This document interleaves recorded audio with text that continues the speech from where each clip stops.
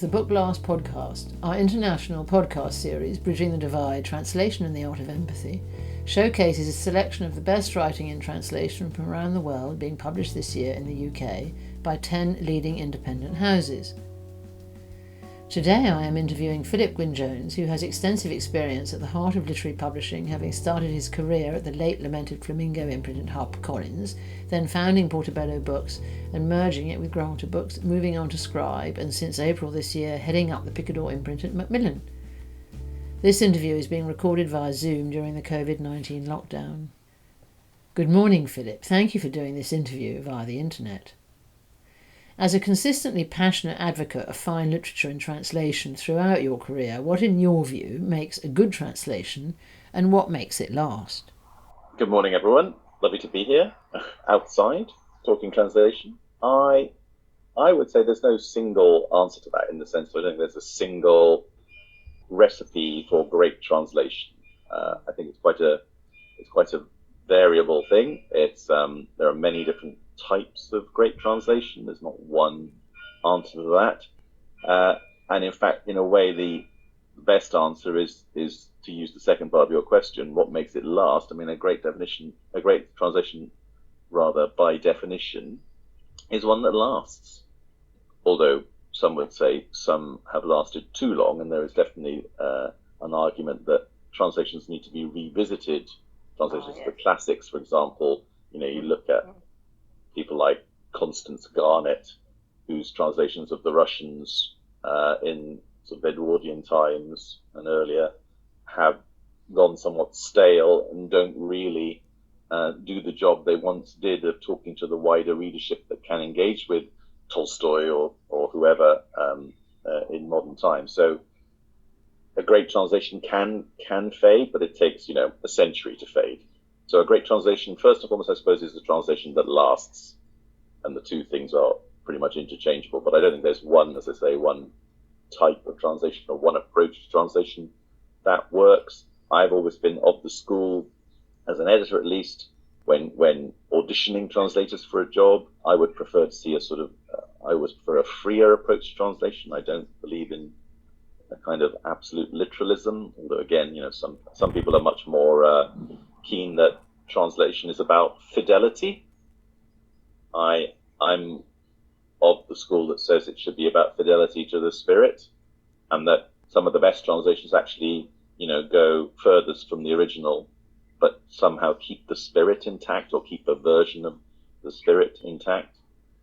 But that probably applies to the most literary, if we can use that adjective, of texts where the demands perhaps are greatest on the translator, and where the solutions they come up with often can be, as I say, quite inventive and not necessarily as obvious as in other areas of translation. Yes, language is a movable feast, I guess. We don't speak as we did 100 years ago. It reflects the usage of the time. The translation of Don Quixote, for example, 50 years ago, would be very different to now. It was recently redone, wasn't it? Yeah, I think Penguin redid it not so long ago. And of course, all of Tolstoy and all of Dostoevsky and all of Garnett's work is in the process of being replaced in the last, this past generation, definitely the last 20, 30 years. So somehow publishing and translating, the two ecosystems, always manage to pull their finger out, at the right moment and rescue a neglected text or a text just lost its accessibility for current version of the English language. We're talking about English language translation, of course, here. I'm sure these things are true if you're working in German, bringing things into German, or working in Spanish, bringing things into Spanish, and so on. Why does literary translation have an important role to play in our changing world, and how does it help us increase our empathic capacities? The answer to that you could get extremely philosophical about. You could get extremely socio-political about. I mean, you could make the argument, and this probably is very germane to Tommy Wieringa's book, which is the one that of Scribes that we're focusing on, where his book in Dutch and in English, and it's in English translation, is about, in an oblique way, about migration, and about culture clash, and about a sort of a closed-mindedness which can not see what's in front of it, even though what's in front of it is very large and is very present and has been there for a long time. It can't see it, or it chooses not to see it. So it's almost about translating cultural change as much as translating between cultures, in that, that novel features migrants arriving from Russia, from Southeast Asia, from Eastern Europe, in a small Fenland Dutch backwater of a town, a very small town.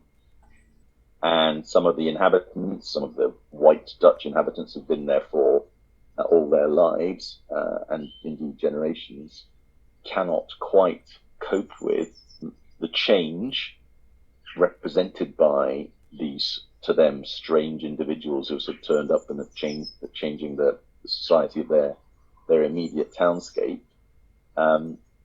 And that's partly a social critique, and partly a plea for a greater openness to other ways of approaching being in the world, which is really what translation is always all about, in order to better understand your own culture and your own culture's history and your own culture's closed-mindedness, if it has it, and where the fault lines might lie in that culture.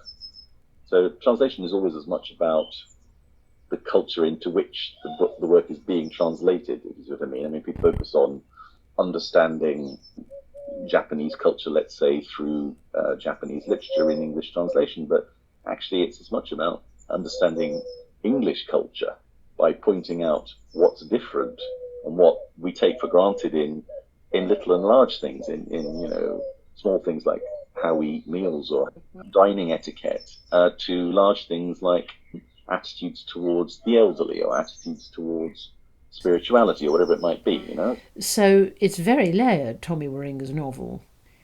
There are many levels. The Shu family from China take over the bar, and local attitudes towards them vary greatly. There's the new housing estate with all the Afghans, and there's also the whole Russian-Polish strand, as the place is on the border. A Russian leaving his homeland crashes in a crop duster, and he goes off with a wife.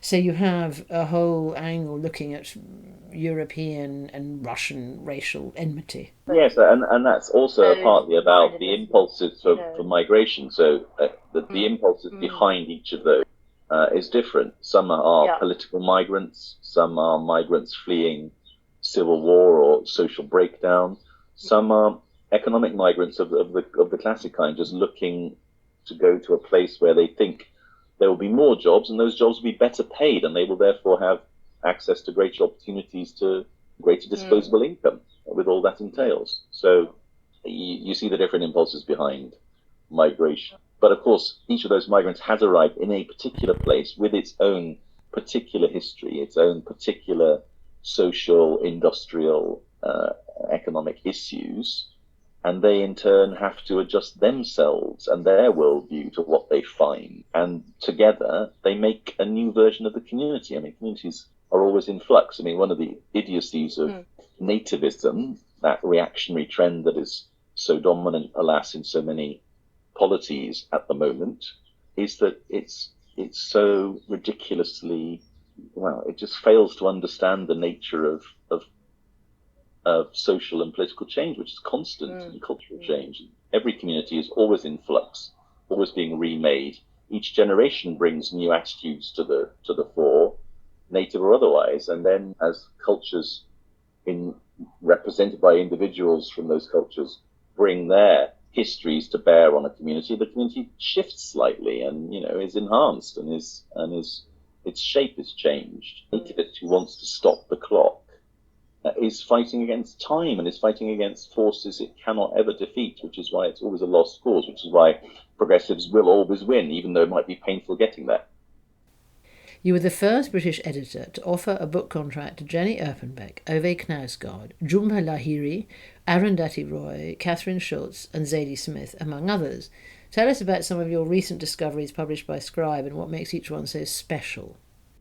Well, I am actually between jobs, and I'm about to go off and be the head of Picador, which is very exciting, albeit in rather strange COVID-19 lockdown situation. That I start that job in June. And one of the things about changing jobs, which I haven't done that much in my career, is that you are obliged to leave behind, of course, books that you've been nurturing, and especially with translations which usually take longer to arrive from the point of commission. They take longer to get to bookshelves because, of course, the translation process itself is usually time-consuming and involved. So 2 of the books coming out, later this year or possibly early next year. All publication schedules now are in flux with publishers wondering when's best to release books. But 2 that I'm leaving behind that I'll be sorry to leave behind because they're both magnificent are both translations of non-fiction. And it's one of the things there needs to be more of. There is more of them, and it's already better than it was in Britain. That the appetite for literary non-fiction in translated, narrative non-fiction in translation is greater. And there's more coming through from Northern European languages, and we need to extend it to Asian languages and Southern European languages and beyond.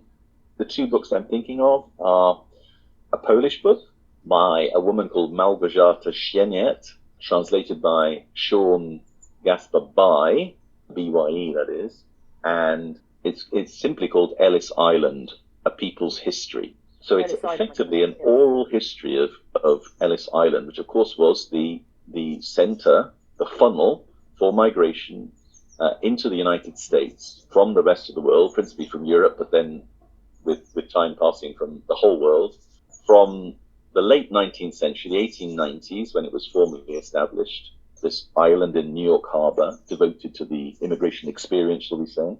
It was formally established in the 1890s, and it ran in its initial form through to 1924 or thereabouts, when immigration policy changed markedly in the US.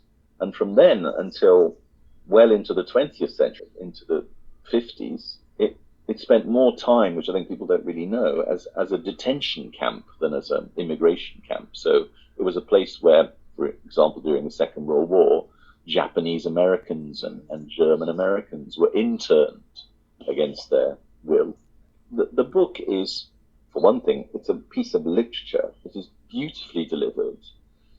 Sieniet is often compared to Svetlana Alexievich, the great Ukrainian writer, Secondhand Time, etc.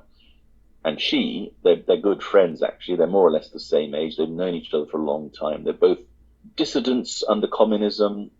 Małgorzata, she founded a newspaper inside the shipyards in Gdansk in the early days of the Solidarity movement, and then went on to be one of the founders after the period of martial law of Gazeta Wyborcza, which is the great Polish newspaper, the kind of Polish equivalent of The Guardian, shall we say, still going. And for many years, she was the Gazeta Wyborcza's editor for reportage. And the Poles, famously, they have this strong tradition of reportage, investigative journalism of a sort, often with a strong kind of travelogue component. The school, if you like, of Kapuscinski is the most famous exponent. Exactly, but there are many others since then. And Małgorzata essentially trained them all. I mean, she published them, cultivated them, edited them in long form in the feuilleton of the paper, of the Gazeta, but without actually publishing herself until she retired. So she's now in her mid-80s, still extremely sprightly and very, very sharp. But only once she retired, 15 years ago or so, maybe a bit more, did she start writing books. And this book is the first of her books to be translated into English. She's written others, but I thought this was exceptional because it uses, amongst other things, it uses material that's never been used before, because she managed to get access to the Russian state archive. So in Tsarist times and in early Soviet times alike, when lots of Russians, of course, many of them Jews, had been going to America, often one family member would go and then be writing home to the wife or the parents or the children they'd left behind to tell them about what was happening. the Tsarist police and then the communist police never let those letters actually arrive either way, so they impounded them all in their incredibly paranoid way. So there's this huge mound of correspondence, a lot of it very moving, between those on one side of the Atlantic and those on the other, dating back to the 1900s, 1910s, 1920s, 1930s. And Małgorzata went and spent a long time and could, of course, read Polish and Russian, and so was able to spend a lot of time sort of working her way through that. So she's composed from that archive and then equivalent Italian archives and equivalent Irish and English language archives in New York, but also in Europe. This extraordinary kind of composite picture of what the experience of migration was like, as much for those left behind as those who went, also as much for those who supervised the migrants at the Ellis Island Immigration Center. You know, obviously it was staffed by guards and invigilators and questioners, and it would always have a commissioner running it, and the commissioner was a crucial figure because he would set the tone for immigration policy. And what you see over the course of the decades of its existence is how attitudes towards migration, change a lot, often within quite short spaces of time, and that it was not forever this kind of golden, unquestioning institution that just let everybody in and everything was sunny. It was actually could be extremely hostile. It could turn orphans away for no good reason. It often relied on some pretty atrocious thinking, some of it eugenicist, some of it sort of more political racist. There was sort of hierarchies of tribe involved in their eyes. The more Protestant you were, the more white you were, the more accepted you were, all of that. So seeing all of that in action, instituted as policy, it's quite sobering, especially given America's current appalling behaviour towards migrants. But it's not a dry book. It's incredibly economical, so it's quite fragmentary. She dances between individuals, and it's mostly told as biographical sketches. She doesn't linger on any one person very long, often just a paragraph or a couple of paragraphs, and then they might re-emerge later. Oral effect. To talk about the translator here and his role. So he's part of one of these translation collectives popped up. His one is called Cedilla. And there's a few of them now around the world, sort of loose confederations of translators, often working out of different languages, geographically very separate. And they approached me years ago now, but put me in touch with Sean. He did this kind of model, I have to say, in terms of what you like to receive as a publisher. He prepared this dossier on why this book was important, why it did something that hadn't been done in English before about the history of Ellis Island, why it was a work of literature, and then he also translated sort of review coverage from Polish and other languages. It's been translated in a few languages prior to English, made it clear how important Małgorzata was as a figure in Polish culture since the 1970s, and made an incredibly strong case for the necessity of the book to come into English. I was convinced. He did a long sample himself, which showed very well what a beautiful piece of literature it was. It's very sad to be leaving that behind, but I think it will make a good mark. The second title? The second one is a Dutch book by a man called Pieter Waterdrinker, great name. Peter Waterdrinker has lived most of his adult life in Russia as a Russian correspondent for one or other of the main Dutch newspapers back in Amsterdam. And he's enamored with Russian culture broadly. He's lived outside Holland for longer than I think he lived inside it. He married a Russian woman. He has children who are more Russian than Dutch, certainly. And he's, fascinated by all the ways in which, to go back to what I was saying earlier, Russian culture, so close really to Western European, Dutch culture, is so very different, and how that's expressed in its literature and its drama, but also in its daily life, in its social attitude, in its attitude to its politicians, its attitude to time, its attitude to family structures. So the book is called The Long Song of Tchaikovsky Street, and Tchaikovsky Street is the street on which he's lived in St. Petersburg for many, many years. Petersburg, of course, was the birthplace of each of the key revolutions in Russian political history. So it's a book about a century of revolutions, but revolutions not only political and social, but also revolutions cultural and literary. His life is in it, of course, his direct experience of Russian culture. So it's one of those interesting books that is hybrid fiction and non-fiction, in that it's clearly born of a lot of his real life. It's mostly non-fiction, I would say, but it has a literary cast to it. It's quite playful, unreliable, I would say at times. You're not quite sure if something is made up or not. So I'll be sorry to leave that behind too. Two very different big hits for Scribe are The Eighth Life for Brilka by Nino Harachvili, translated by Ruth Martin and Charlotte Collins, and Julia Ender's Gut. Is fine writing, whatever the subject, enough to sell a book these days, or is it all about marketing and reaching readers? They're two very different books, I would argue, so their trajectory to success is very different. Gut was something that had worked in German, was an extremely successful bestseller in German. So it was one of those book fair propositions where its success was an index of what it might do in other languages, and it was bought across Europe and beyond, all in one fell swoop by lots of different good publishers, in the hope that the German success could be replicated. It was in a genre, in a part of the bookshop has been very lively for the last 10 years or so. Health, well-being, and especially the kind of dietary end of it, which never, of course, goes away as a source of fascination for many, many humans.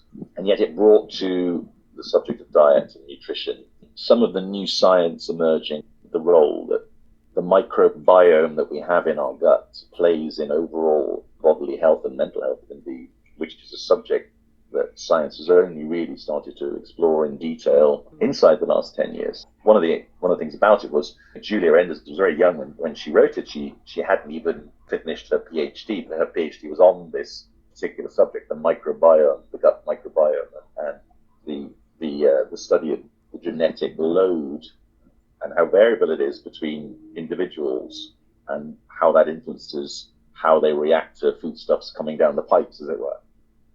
So that was a particular kind of publication, and I would argue that Scribe don't want to take credit where it's not due. Somehow that book just caught fire pretty immediately. Not absolutely immediately. It took a few months to really get going, but the word of mouth on it amongst the communities that are readers obsessed with, interested in books about diet, especially scientifically well-informed books about diet, the higher end, they really embraced it, and you could see that it was driven by word of mouth. That we didn't spend a lot of money on marketing or even do much publicity. She was in Germany. It was not easy to get her over. We did have one visit at the beginning or near the beginning of the publication, and she did a couple of features in the media, but I wouldn't say that was decisive in the book's success in English. It really was about word of mouth within communities, and the fact that clearly the book was respected for what it did, for the novelty of some of its analyses and the new information it was purveying, and its very, very palatable delivery. It's an extremely charmingly written, accessible. You don't have to be a PhD microbiologist or gastroenterologist to understand it. It had a lovely tone, which was well rendered in English. It worked. Whereas The Eighth Life is a different proposition altogether, not least in size. So it's a hell of an undertaking for any publisher. It's in its native German, as it were. Well, not so native because she's Georgian, really, but the book was written in German by a Georgian writer, Nino Harachvili, and it's the story of the Red Century, the Soviet century, viewed from an unusual perspective, the sunny southern shore of the Russian Empire, Georgia, but tracking the events of the 20th century in Russia from before the revolution of 17 to the fall of communism in 89-90 and the birth of an independent Georgia. It tells I always say it's 6 doomed romances, one after the other, all playing out against the backdrop of real historical events and the kind of tumult of Russian Soviet history in the 20th century. In German, it's 1,200 pages. It actually shrank somewhat when it came into English, down to just under 1,000, but that's still a mighty undertaking. First and foremost, it's very expensive for a publisher to pay for such a translation. The translation cost in absolute terms is about £38,000, I'm not shy to say. We got some funding, and by no means, barely half, I think, was covered by a variety of funders, but you don't hope to get the entirety of the translation funded. I don't believe in that.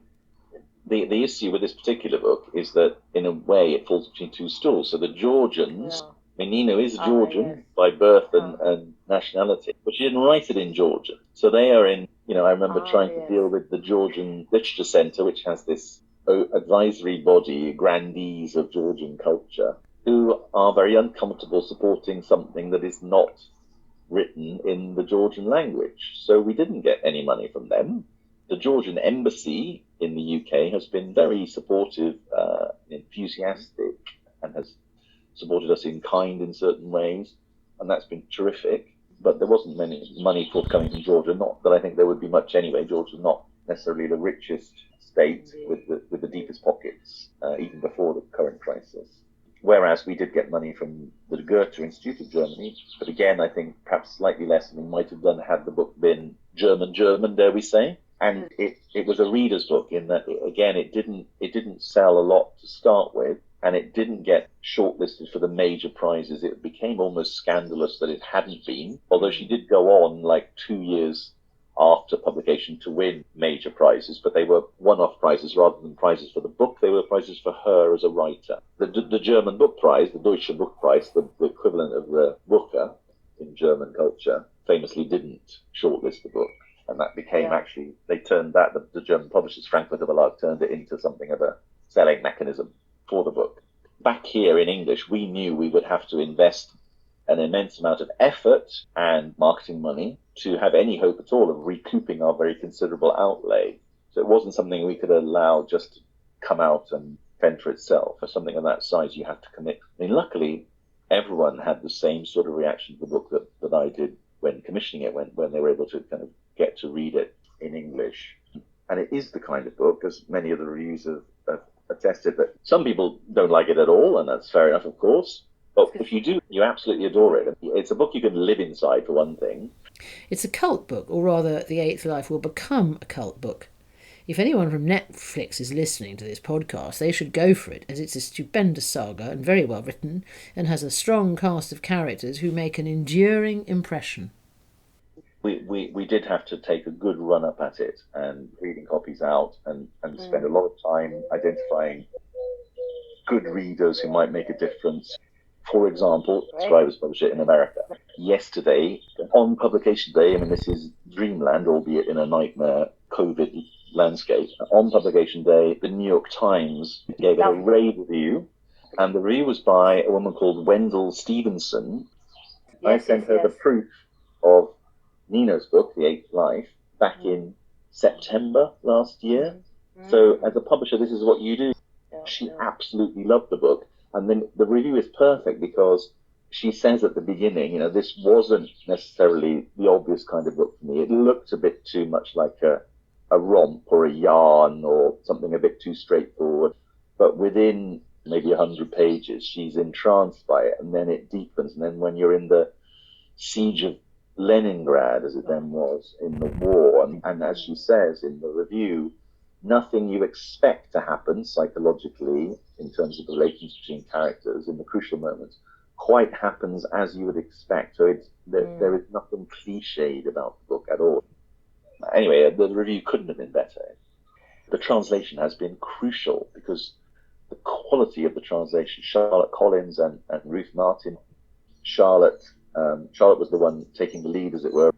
She just decided that it made all sorts of sense, publishing sense, translation sense, to have two sets of eyes. So the book is in parts, and each would translate one part and then give it to the other to edit, and vice versa, alternately.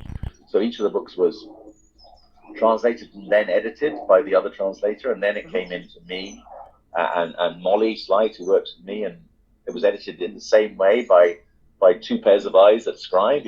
I would argue that the English, I think it's fair to say the English text is watertight, and there were quite a few kind of historical glitches to iron out and a few sort of continuity errors still remaining from the German original. So I venture to claim that it's a slightly better version of the book in English than the German original. I would say that, wouldn't I?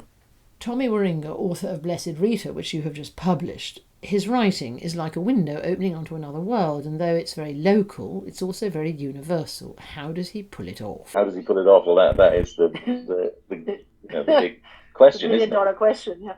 All great writers, that's what they do, and you're just left to marvel. And it's true that all of his novels, and I think this is now the 6th book of his that I've published.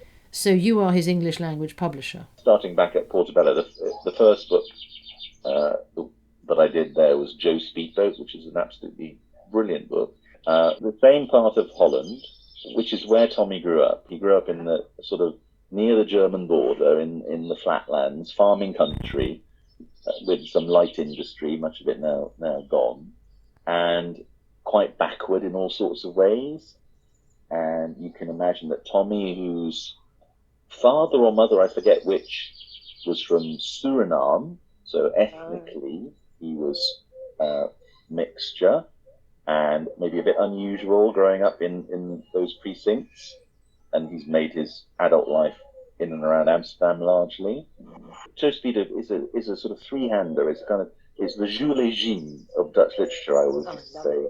It's a fantastic story of a kind of ménage à trois. The narrator, the main protagonist, is disabled. He's in love with the main female character, but she in turn is rather more in love with the hyper-athletic, hyper-adventurous, hyper-bold, unpredictable Joe Speedboat of the title. And they make quite an interesting triangle, and you follow them through their late teens. Mostly, most of the book is it's a coming of age. Okay. Tale. Okay. It's funny. It's quite dark. It's about adolescence in large measure. It's about ambition. It's about a sense of adventure. It's about playing by the rules or not. It's about education. It's about community and versus individualism and all these grand themes. But it had a much more, unlike the Blessed Rita, which we'll come to, it felt like kind of a youthful work of John Irving's. It had a real kind of buoyancy and rambunctiousness about it, which some of the later books just don't have. I mean, one of the wonderful things about Tommy is that each book is very different from the previous, which makes him quite hard to publish, I have to say, because you never quite know what you're going to get. But I am convinced, and always have been, that he is, he's world class, and it's just eventually the English language reading world will catch up with that. He's one of Europe's biggest selling authors. What is his magic ingredient? Is it that he is so original, that he keeps you on your toes, is not samey, but a little bit different each time? And so he's exciting and he keeps you in suspense. That's right. They're all very different. And the previous book to this one, so the book before the Blessed Rita, Long Live the Third Man book, that's called The Death of Murat Idrissi. He is a Moroccan who unfortunately spends most of the course of the novella, really it is, it's a short novel, in the boot of a car, first alive and then dead, as he endeavours to be smuggled across the Straits of Gibraltar from Morocco into Spain and up to Holland. The car is being driven by two young women, Dutch women, of Moroccan heritage, but who find quite quickly when they go to their homeland for the first time, or their parents' homeland rather, Morocco, that they feel completely like fish out of water, and then they are conned by a very persuasive young man into participating in this ridiculous scheme that ends up with poor old Murat Idrissi suffocating, asphyxiating in the boot of their car as they drive across very hot desert conditions and indeed the ferry. So it's a bleak book, but it's much more a sense of jeopardy, because you wonder at every turn, will they be found out? What will they decide to do? How will they dispose of the corpse? Will they turn themselves in? Do they have any scheme? Will the trafficker, as they now realise they were conned by a trafficker, a people smuggler, will he do the honourable thing and rescue them? Of course he doesn't. You see most of that small, short novel, it's electric with suspense. Whereas the Blessed Rita could not really be, at first glance, more downbeat.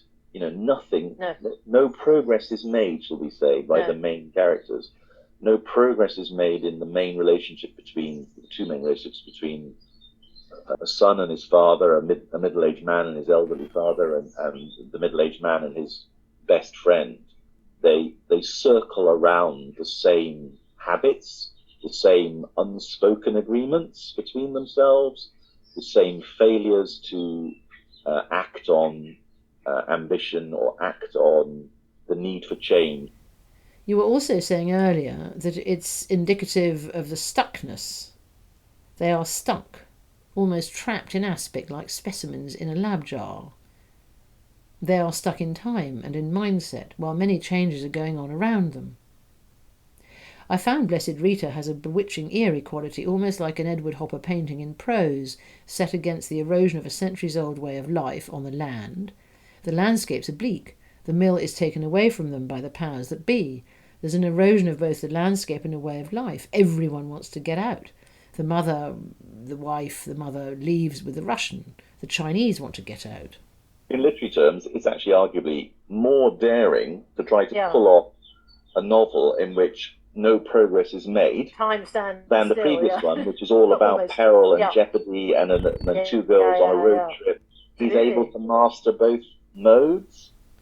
As voices from the margins have become louder, influencing the political mainstream, how has fiction written from an outsider perspective evolved and increasingly become an identifiable genre in publishing since you began your career publishing translations? Do you see more books like this coming out now?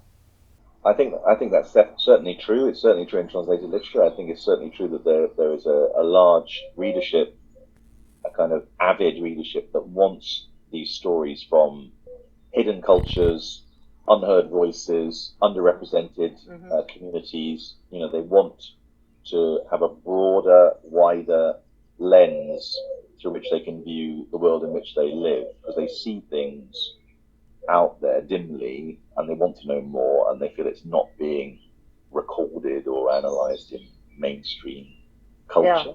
And I think it's true, particularly if you come back to England, not Britain so much, but England, writing about, we've lost, I would argue, although there's something of a movement to bring it back in the last year particularly, we've lost, working class perspectives in literature in England. We've lost perspectives from the fringes. We've certainly had forceful, loud, interesting voices from, if you like, BAME communities increasingly in the last few years, underrepresented hitherto, but now very determined to be heard and to claim their rightful space in the territory and make their impact on publishing and indeed on cinema and acting and the other art forms. And all of that is really great and valuable. But I think what we've lost somewhat from sight is class in this country and some attention to the lives of those,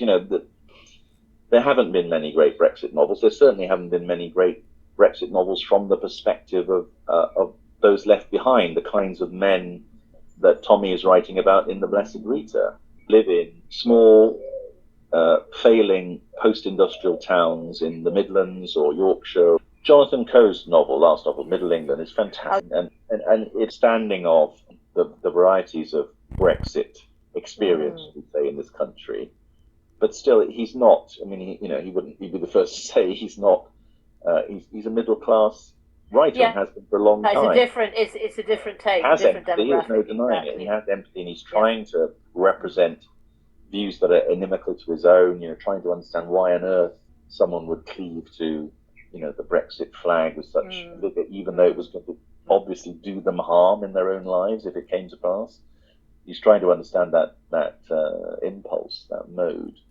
But younger voices coming from more deprived communities, coming from the estates, people who've grown up with nothing, subject to the whims of whichever administration has been in power at the time that they are going through primary school, going through secondary school, and what opportunities they've had and how they feel, therefore, about their sense of community and their sense of togetherness with the powers that be in London.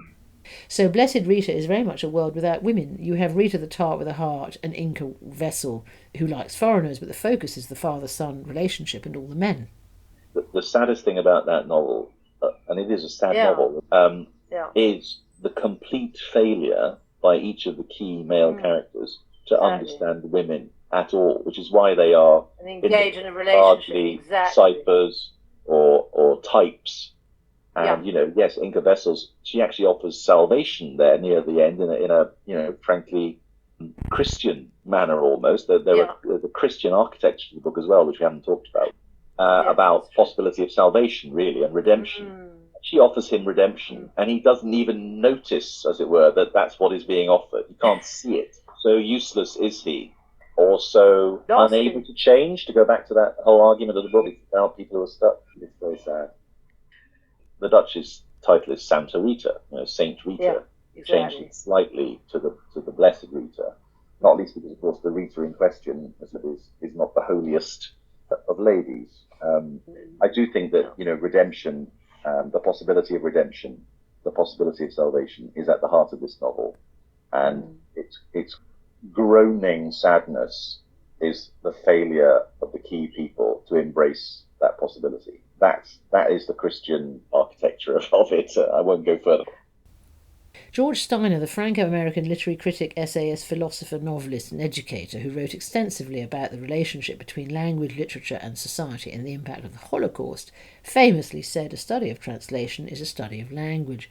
Is all communication translation? As it happens, I watched a George Steiner lecture from 1964 yesterday, believe it or not. That makes me sound absolutely pretentious. Pushkin House has started putting up online on its website, for the lockdown, interesting, I think, lectures or talks that have taken place under their umbrella, over the years, as videos. And I just stumbled across this, and it was about Tolstoy's characters, and it was really fascinating. I think Steiner's amazing. I haven't read him for a long time. I do remember his sinuous style being bewitching, but this was about Tolstoy. It was about Tolstoy, as it were, not being in control of his characters, which is why Steiner was making the argument. I think it has merit that Tolstoy, who was, of course, a student of philosophy, someone who believed in bettering society and discovering the rules by which society would be bettered, and his analysis changed over time. At times he's more Christian, at times he's more conservative, at times he's outright anarchist. But in the books themselves, and it's why people read War and Peace and sort of skip the philosophical bits, Steiner's argument is that the characters ran away from Tolstoy, and he only has half a claim on creating them. They exist fully rounded, unpredictable. You come to believe that Tolstoy is not controlling how they react or what they say, because if he were, in Steiner's argument, they would subscribe to one or other of Tolstoy's positions about the world. They would be more mouthpieces than they ever are. They escape from him in War and Peace. They lose Tolstoy. They lose their creator. And I thought this was a really wonderful argument, actually. I love that. And why they live and breathe is because they leave their creator behind. George Steiner's great book, or rather best known book, used on translation courses is After Babel. Does it matter if the reader hears the original language lurking behind a translation? Well, hidden behind that question is the question that every commissioning editor asks all the time when they're working on translations. Is that, does this sound like it's been translated, which is usually the death knell. For me, that is, an instinctive thing, that if something reads unnaturally in English, then you're noticing the translation. Now, unless there's a very good reason for that, which there sometimes is, a certain stiltedness or a certain artificiality is necessary to make a point, fine. But in large measure, I would say that usually is a bit of a giveaway that you're seeing the workings, if you like, and translators, a bit like editors, are at their most brilliant and their most successful when they're invisible, alas. Julian Barnes famously said of the Booker Prize that it drives publishers mad with hope, booksellers mad with greed, judges mad with power, winners mad with pride, and losers, the unsuccessful shortlistees plus every other novelist in the country, mad with envy and disappointment. Novelists had better conclude that the only sensible attitude to the Booker is to treat it as posh bingo. What is your view of prizes, of which there are many? Well, I think the germane thing there is that Barnes wrote that having been shortlisted several times for the Booker and not winning. Now, you'd have to ask him the same question after he won it, which he, I think, went on to do following writing that. Would he still have the same opinion? I agree with him, of course, although I think he's overstating his position there for effect. It is a lottery. It is ungovernable. It is subjective, as must any judgment be that is in the hands of one or two or three or four or five judges. But what is undeniable is that over time, that particular prize and several others have amassed a certain amount of trustworthiness on the part of readers everywhere, so that they find that having the prize logo, whether it's the Booker or the Baillie Gifford or the Orwell Prize or Goldsmiths, depending on what you're after, if you're really interested in fiction that is pushing at the boundaries of what's possible, then you go to the Goldsmiths. You're looking for experimental fiction, experiments in fiction. That's where you're going to find the most interesting of any given year. So as a reader, it's a tremendous signal for you, and it speeds up the process of selection for you, which is why so many people, when they're looking for their next read in bookshops or online, they gravitate towards the ones with prize symbols, logos on them. That's its principal virtue, is that it helps in a world in which there is arguably oversupply. There are too many books for any one reader ever to get their head round.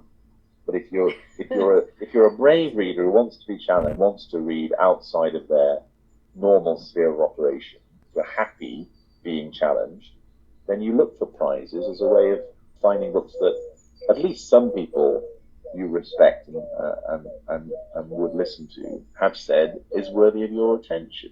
It short circuits the otherwise incredibly knotted selection process for a reader in a shop faced with 200 beautifully designed it's overwhelming, books, yes. all of which look like they have equal claims on you, all of which are festooned with amazing quotes from people you like. How do you choose? If you haven't gone in there for a certain thing, well, maybe you go to the prizes.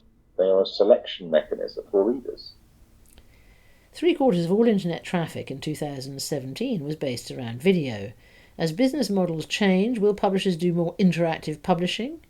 I'm not suggesting they become film studios, but how might video be factored in more when planning and developing new business models?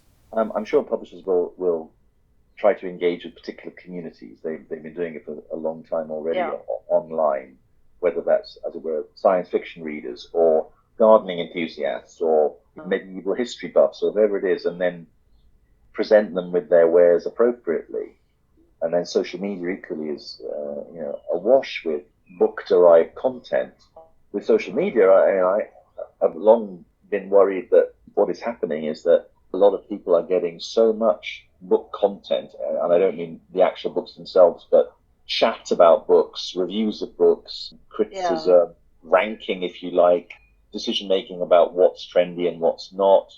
All of that is happening on Instagram and Twitter and the rest of it. It's very hard to track it. It's very hard to point to a sale. I mean, as with advertising, you can't say she bought that book because she saw that ad in the Underground station or she saw that ad in the Times. It's sort of the same with social media. True, reading a book requires calm contemplation. In a way, you could say the reader is having a conversation with the writer as they read their story, while social media is fragmented and jumps around and involves short-span concentration. I don't know whether the younger generation is more capable than I am in this department. That's the other thing I just don't understand. I don't know. I read countervailing theories about this all the time. Who would be in your dream book club? I think, maybe influenced by recent reading here, I would like Coleridge to be there. His table talk is fantastic. he knew everything, he'd read everything, he's one of the last people alive, as it were, to be able to read almost everything that mattered, back in the early 19th century. He's always interesting and always entertaining. I'd have Oscar Wilde, because he's the funniest writer who ever lived, and one of the smartest.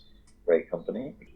I might have someone like Germaine Greer to take all these kind of self-satisfied men to task regularly and unpredictably. I'd have the older Greer, because she's can be quite sort of crotchety these days, but I rather like that. How many are we allowed? And I'm about 5. Two more? Why not? I'd like Michel de Montaigne, please, whose essays are the humanism for me, and he was very, very always brilliant about friendship and companionship and how it works and why it matters. Maybe someone from outside of literature. I quite like Jacques Brel, is that all right? Go for it. Jacques Brel. I'll go for that. What kind of submissions would you like to see more of as a commissioning editor? What I'd like to see more of, what I'm really liking, I think it's happening already, but there certainly could be more, is more really interesting non-fiction proposals in translation. In narrative non-fiction? Especially that's what I mean, that not the sort of genre-specific books, but basically what's happened, I think, is that, and this will sound awfully Anglo-centric, but the kind of revolution that took place in English language writing in Britain and America and beyond over the course of, let's say, the 1970s, 1980s, into the 90s, the tail end of the last century, where lots of really good non-fiction writers started to use explicitly the techniques of fiction in writing their non-fiction, whether that was in travel writing or in history or in political writing or in memoir.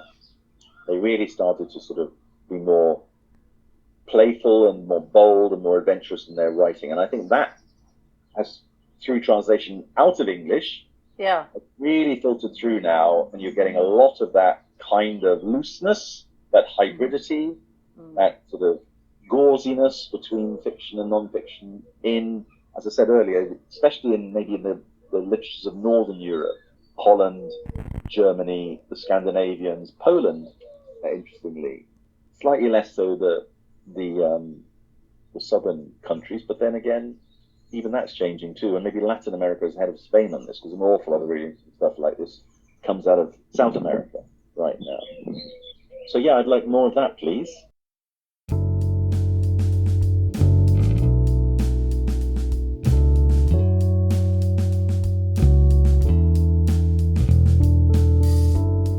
Thank you, Philip, for a fantastic interview. To find out more about Scribe Books UK, visit website scribepublications.co.uk. Their Twitter feed is @Scribe UK Books. The Blessed Rita is published by Scribe and is available from online outlets such as Waterstones Foils, Daunt Books, Hive and Amazon. To buy The Blessed Rita from your local independent bookseller, you can find your nearest store by visiting booksellers.org.uk/bookshop search. This podcast is brought to you by Bookblast. For more bookishness between episodes, visit online journal The Bookblast Diary or find us on Twitter @Bookblast. Special thanks to sound editor Rupert Such, theme tune composer Edward Campbell, and publisher Philip Gwyn Jones for taking the time to do the interview. And thank you all for listening to this week's episode of the Bookblast podcast.